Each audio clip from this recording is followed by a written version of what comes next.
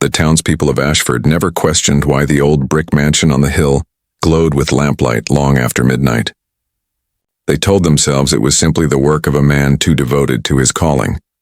Dr. Alistair Greaves, physician, philanthropist, and, to the public eye, savior of abandoned children, had, after all, built the only orphanage in 3 counties, parents who could not feed another mouth, widows who had lost their husbands in the mines, even traveling mothers too ashamed to keep their infants. Everyone knew where the desperate turned when they had no other choice. At the gates of Ashford Home for Lost Children, sorrow ended and salvation began, or so the legend went. But if you stood outside the iron fence on a fog-soaked night, if you pressed your ear against the rusting bars, you might have heard something different. Not the laughter of well-fed children, but the hollow echo of muffled cries. Not the joy of safety, but the restless shuffle of small bare feet across cold stone floors. Inside, the air carried a strange metallic scent, something between medicine and blood. The walls of the orphanage were lined with portraits of solemn-eyed children, all painted in the same lifeless style, as though they had been frozen mid-breath. Dr. Greaves moved through these halls like a priest through his chapel.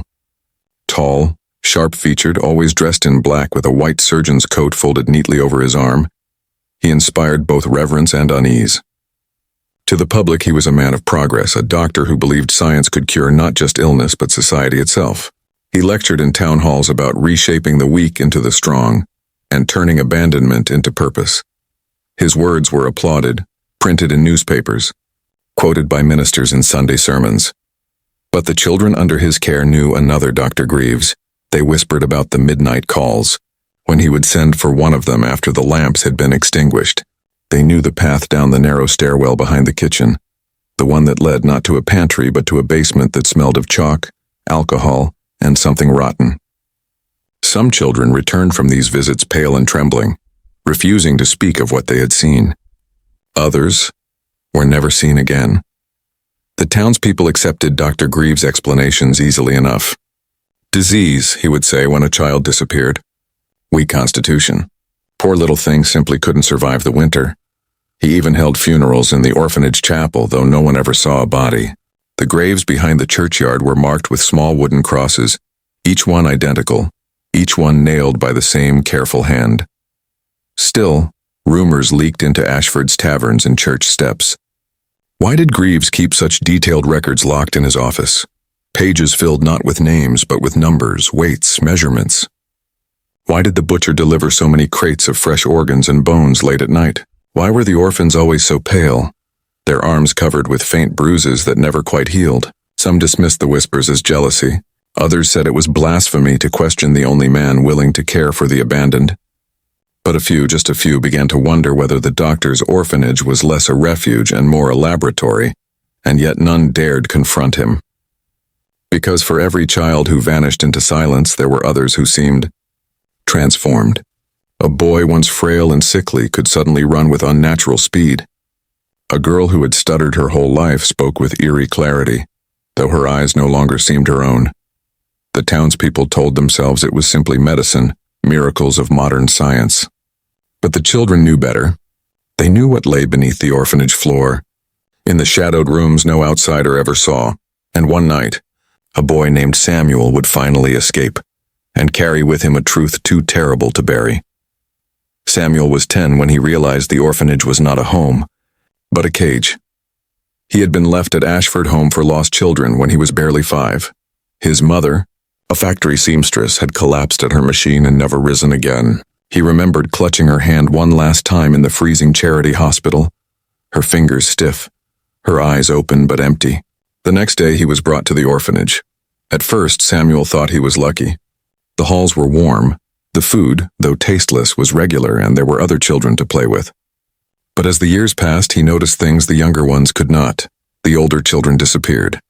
Always at night. Always after the soft knock on the dormitory door. Samuel kept count. First it was Daniel, the boy who carved wooden animals from scraps of firewood. Then Alice, who sang lullabies in a voice so sweet even the stern matrons paused to listen. Then little Thomas, only 7, who vanished after screaming for his mother in the middle of the night. Each time, Dr. Greaves would announce the child had been taken by fever or move to a better home. But Samuel never saw adoption papers. He never saw grieving guardians. And most importantly, he never saw the bodies. One stormy evening, Samuel's curiosity overcame his fear. He pretended to sleep when the doctor's assistant, a gaunt man with hollow cheeks, entered the dormitory and whispered, "You. Come." A boy named Peter was led away. Samuel counted the minutes.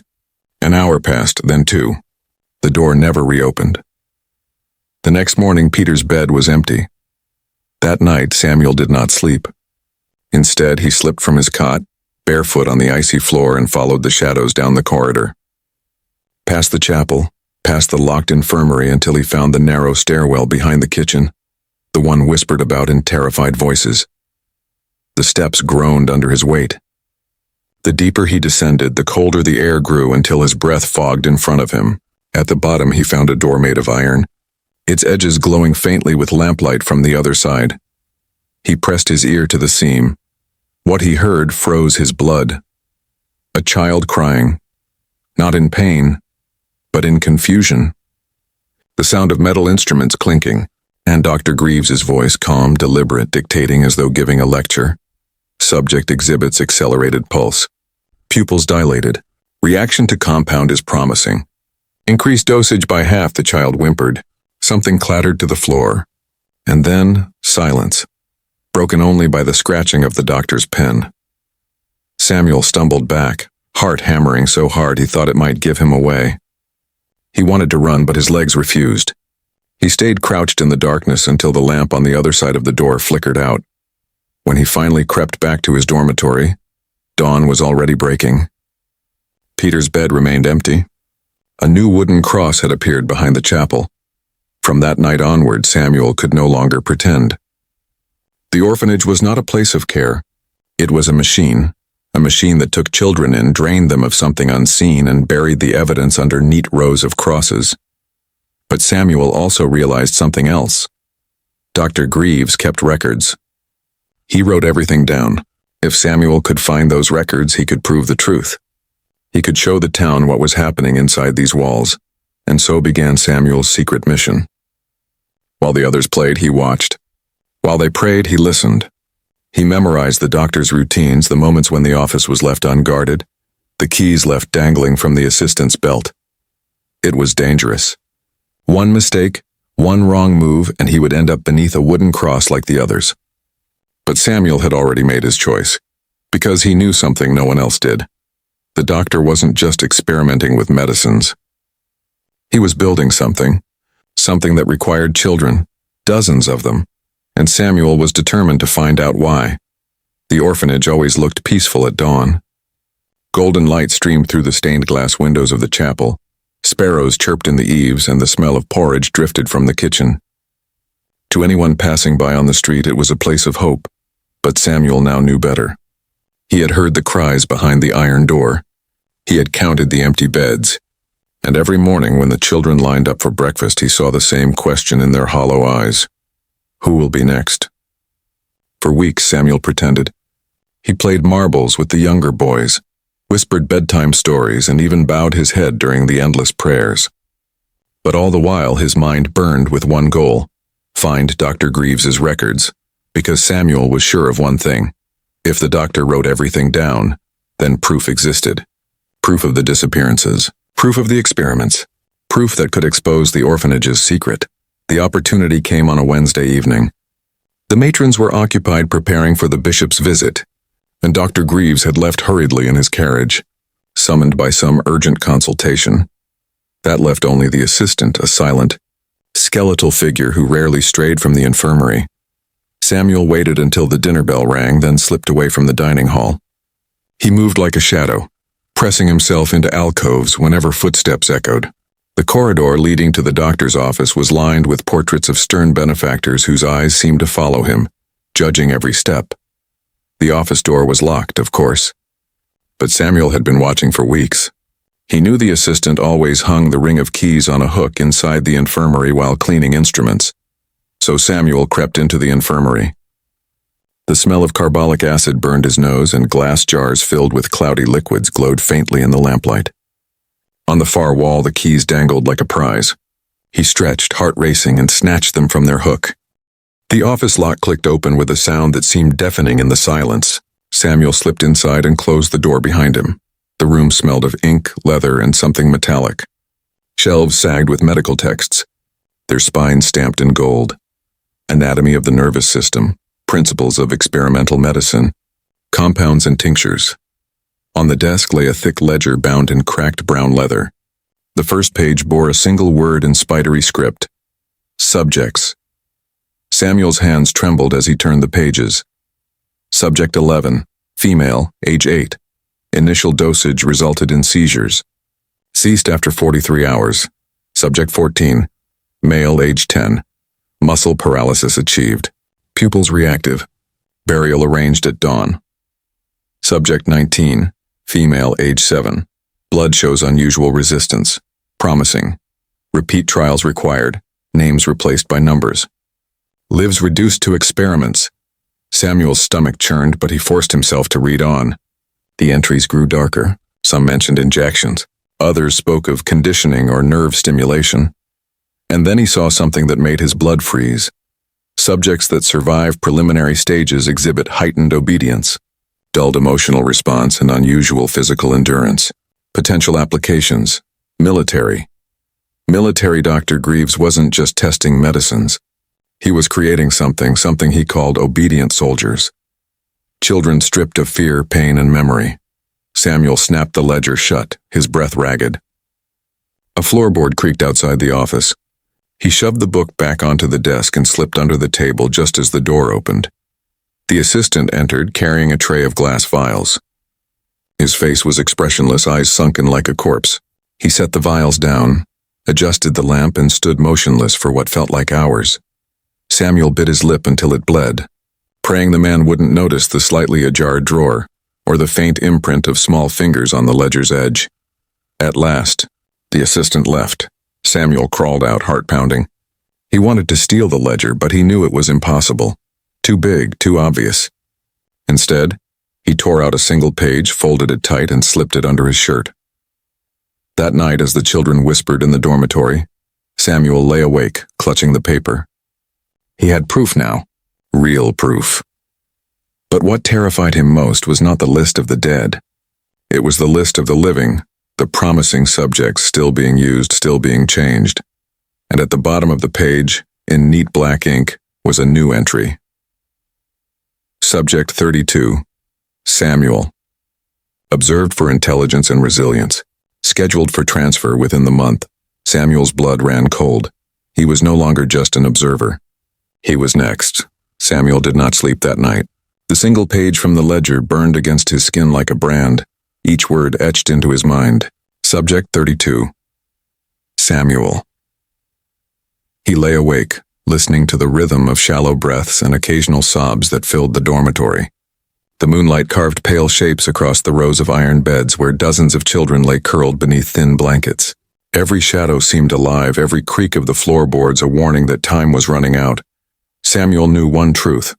He couldn't survive this alone. But who could he trust?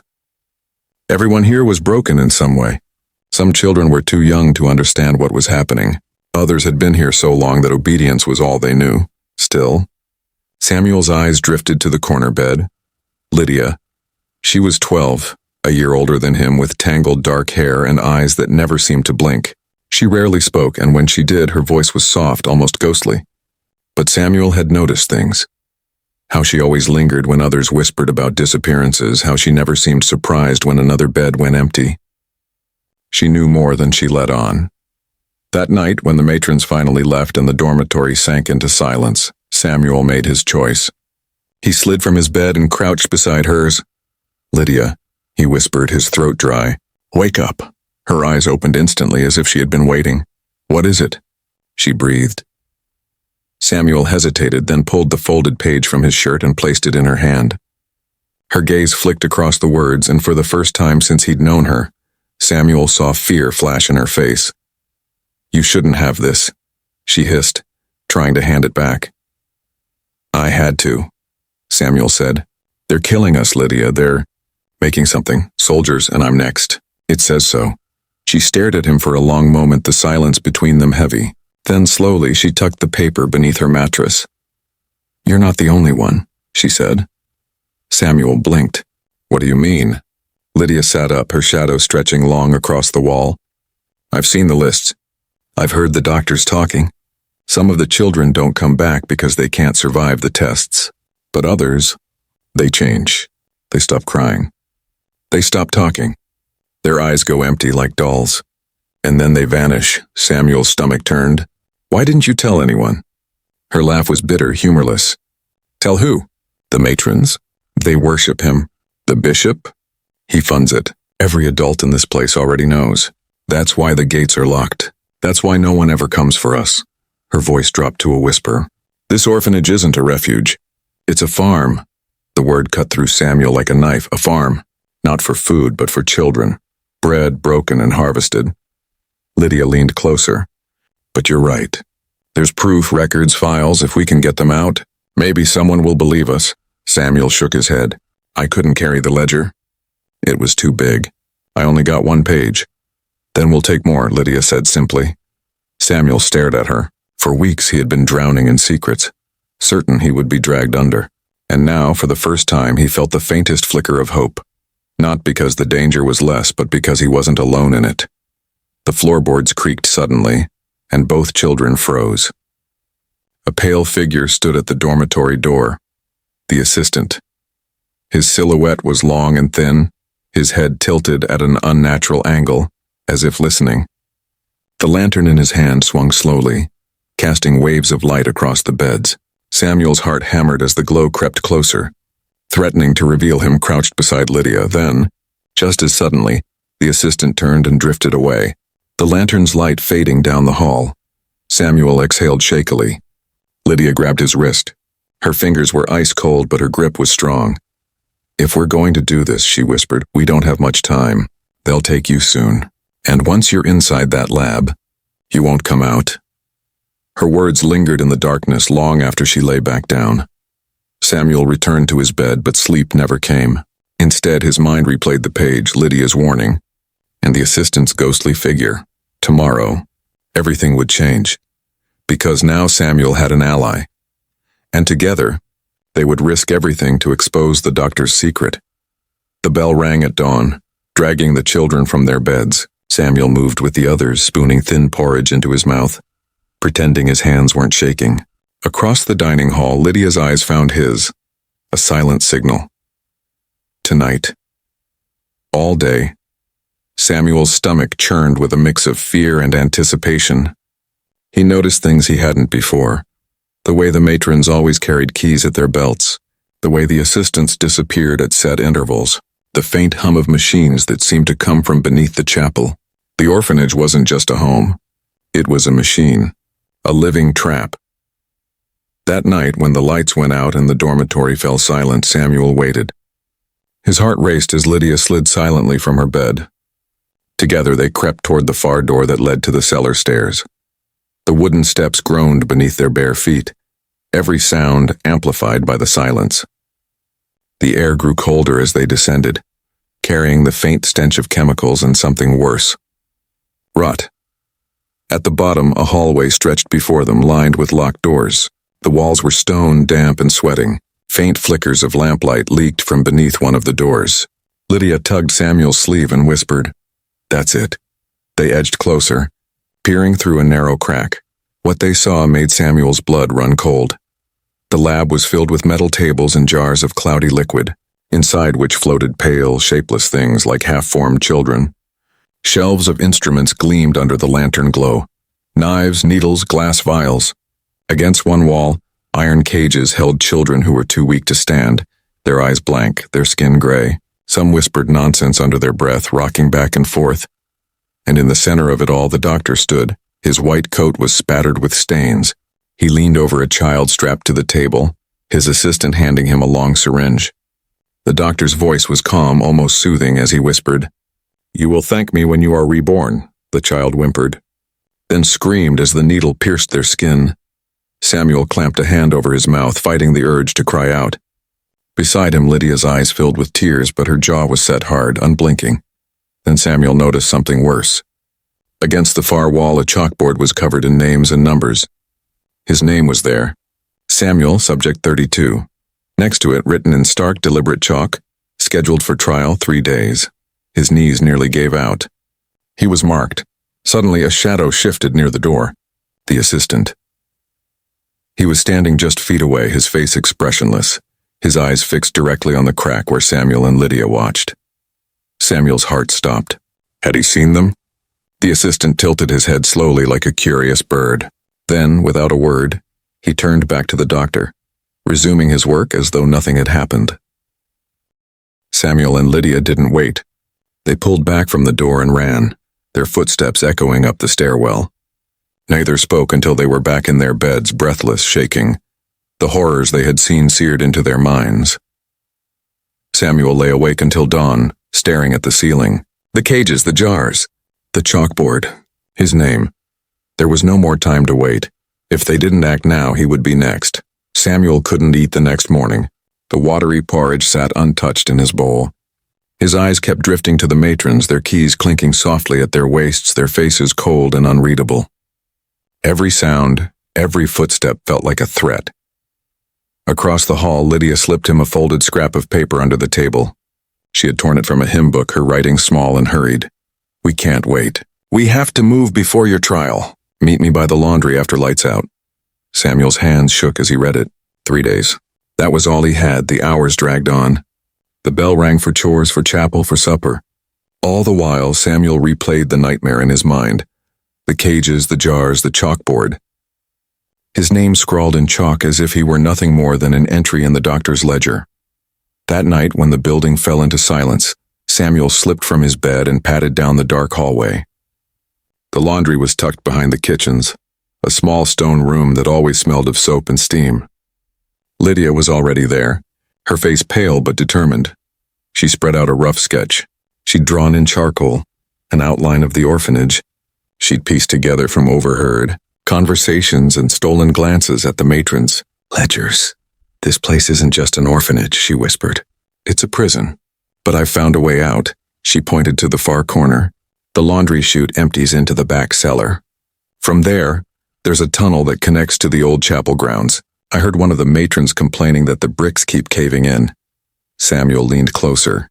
If we can get through, we'll be outside the walls. For a brief, dizzy moment, Samuel felt hope stir inside him. But Lydia's eyes hardened. We can't just escape. No one will believe us. They'll drag us back. We need proof. We have to show the world what he's doing down there. The thought of returning to that nightmare basement made Samuel's stomach twist.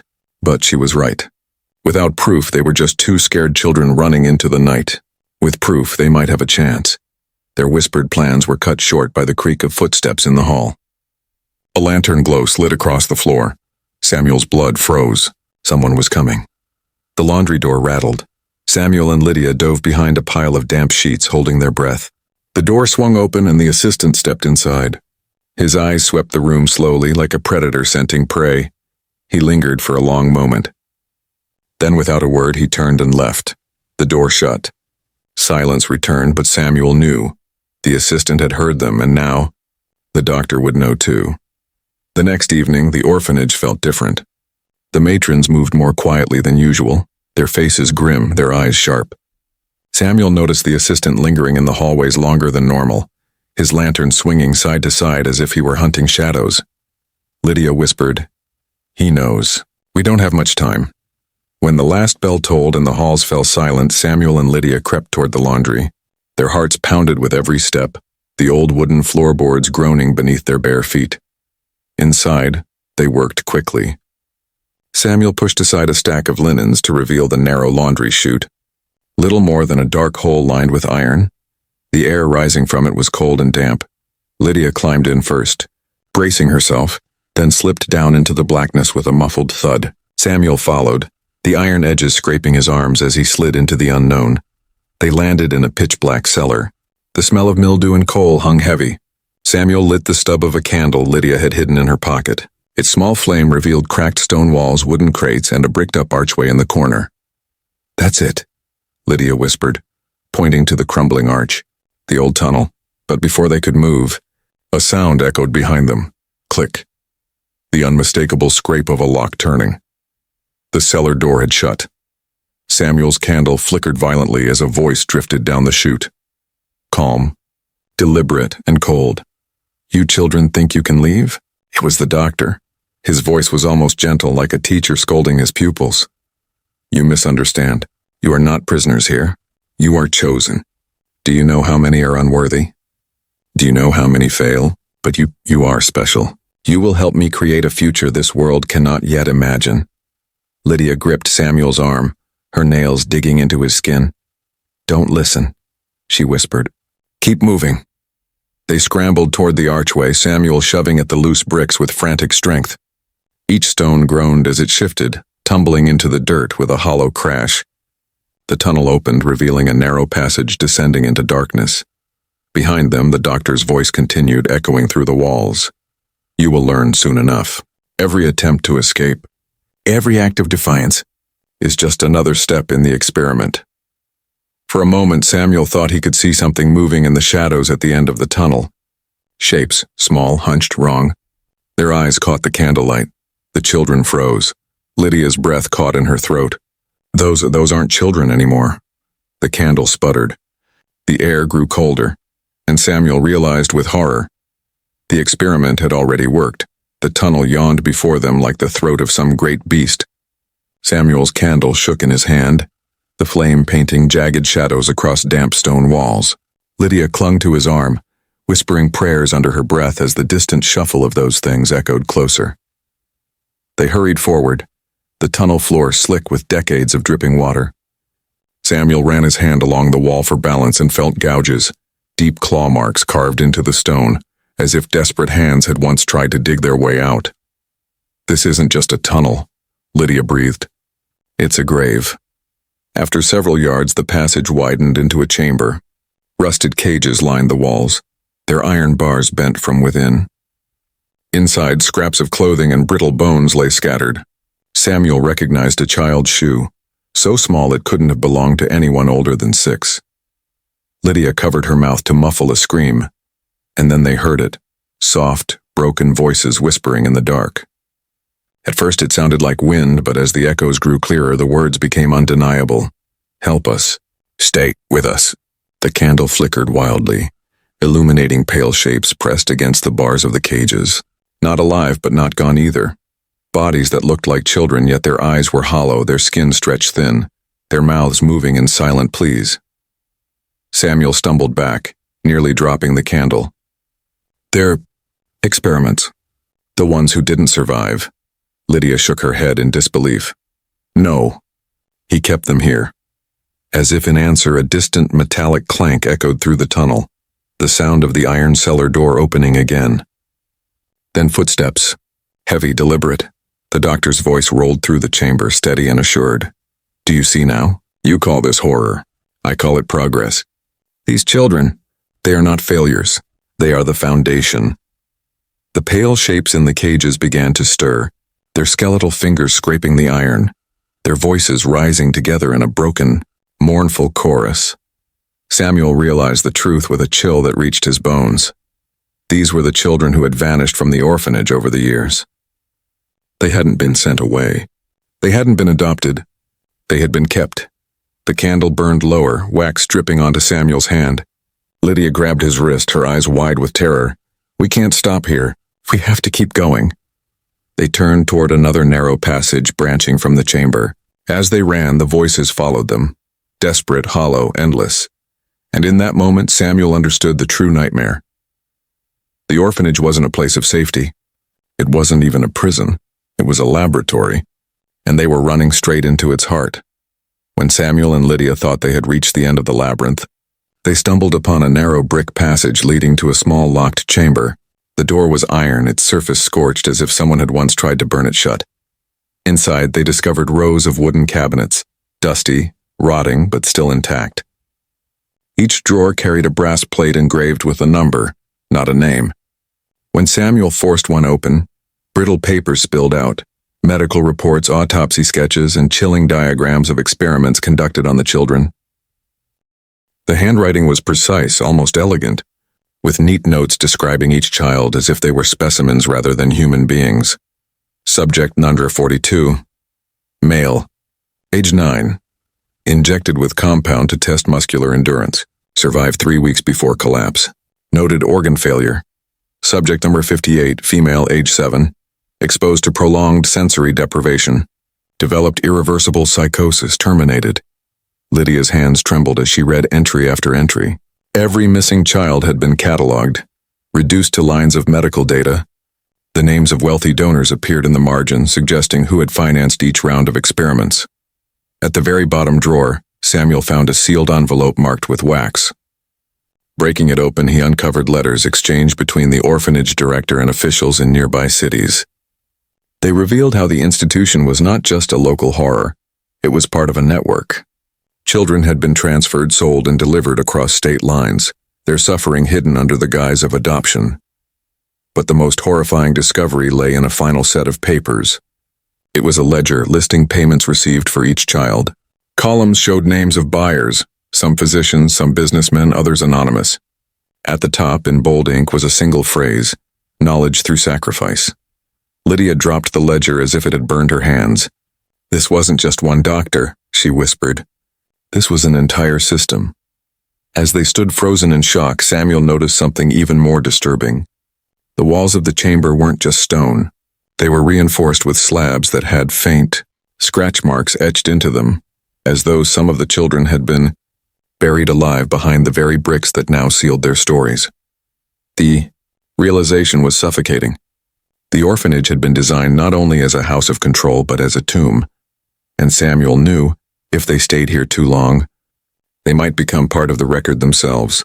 Samuel and Lydia had seen enough.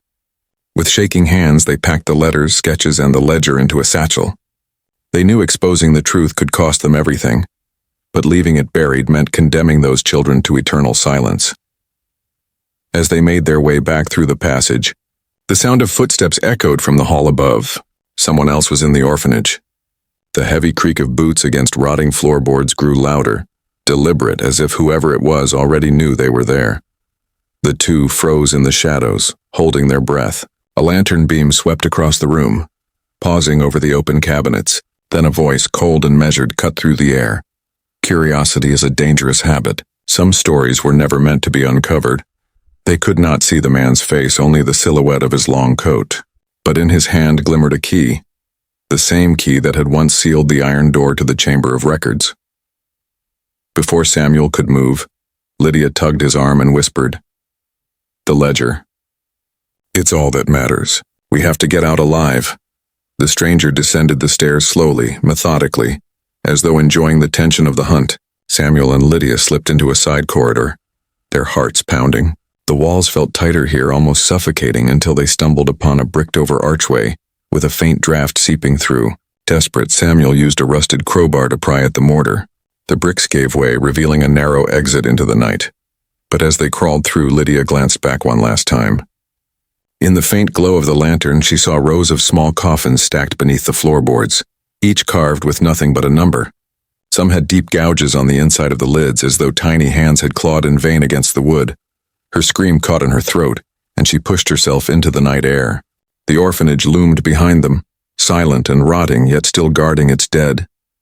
In the years that followed, Samuel and Lydia tried to publish what they had found. But officials dismissed their claims as sensationalist fabrications. The ledger disappeared mysteriously from the archives. Witnesses who had seen the files recanted their statements under pressure. The story was smothered, just another rumor of a haunted orphanage. Yet the site itself refused to rest. When workers attempted to demolish the building in 1923, they uncovered a mass grave beneath the foundations. Tiny skeletons, their bones brittle, were unearthed alongside rusted surgical instruments. The city quickly sealed the site, declaring it hazardous and forbidding further excavation. No memorial was ever built. No names were carved in stone. The children remained unclaimed, unnamed, unremembered, except by those who still whisper about the cursed orphanage. Even today, locals claim that on stormy nights, if you pass the ruins, you can hear faint scratching beneath the earth. Some say it is the echo of those little hands still clawing for freedom. Others believe it is the orphanage itself, unwilling to let go of the secrets buried in its walls. And so the question remains, Was Samuel and Lydia's discovery a tale of history, or a warning that some truths once unearthed will never let you rest? The orphanage is gone, but the silence of the graves lingers, because the past is never truly buried.